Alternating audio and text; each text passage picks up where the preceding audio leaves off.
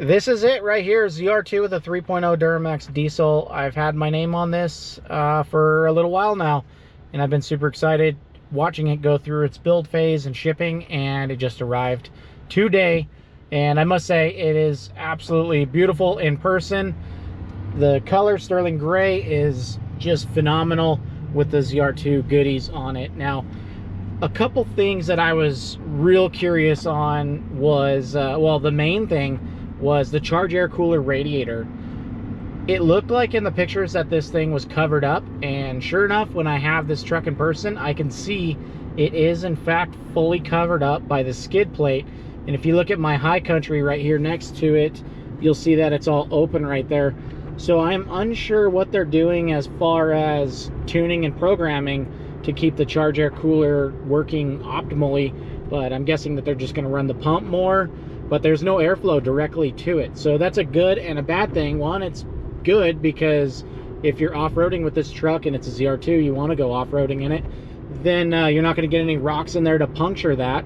And the bad thing about it is it's fully covered up, so you have no airflow there. And yes, the fan's going to pull air through it. So very curious what that data is going to look like in the future for that. And thankfully PP just came out with that charge air cooler radiator. That may be a good little option to add on to this truck, who knows. But for now, let's just go over the truck in general. It is obviously, there's only one cab configuration, crew cab, and there's only one bed configuration with it. So it's the standard, or the short bed, not the standard bed.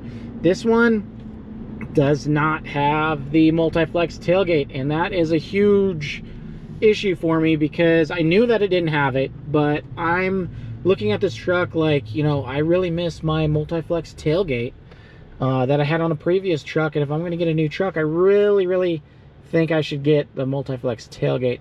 So moving on, let's go ahead and take a look at the interior.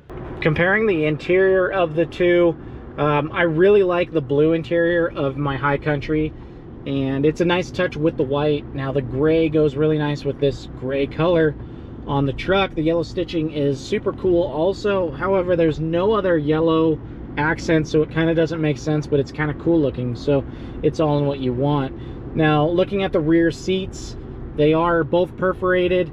The ZR2 seats look like they're a little bit more durable, but I don't know. I really can't say because I'm not hopping in this thing right now. But once I get into one of these, and I say get into one of these because I don't think I'm going to take this one, and I have a couple reasons, but we'll get into that at the very end. Anyway, looking at the door panels, I do like the gray over the blue. I think is a nice feature there, again with the yellow stitching. One thing I want to point out though that I also like on the door panel is the black speaker accent. That's super cool looking. I do kind of like the brushed look on my on the High Country itself. I don't know if you want to call that like a brushed or like a low gloss, chrome, whatever you want to call it, platinum colored. But anyway, I like both, but I like the black a little bit better. And then going into the interior panels itself, the gray accents in there are super nice. I like those better than the real wood grain in the High Country, which is also something that I like. But everything on this truck is just a little bit of a step above, and that's super cool about it. I think that makes it worth it.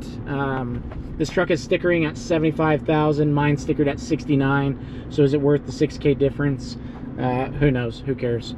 But I'm not taking this truck, and the reason is that I recently saw a different color that I really liked, and I think I want to order one in that color. I'm not going to say what color that is. I'm going to keep that for a surprise for the channel. But the other reason that I don't want to take this truck right now is the tailgate. I feel like if I'm going to buy another truck, I really should get that multi-flex tailgate. I really miss it.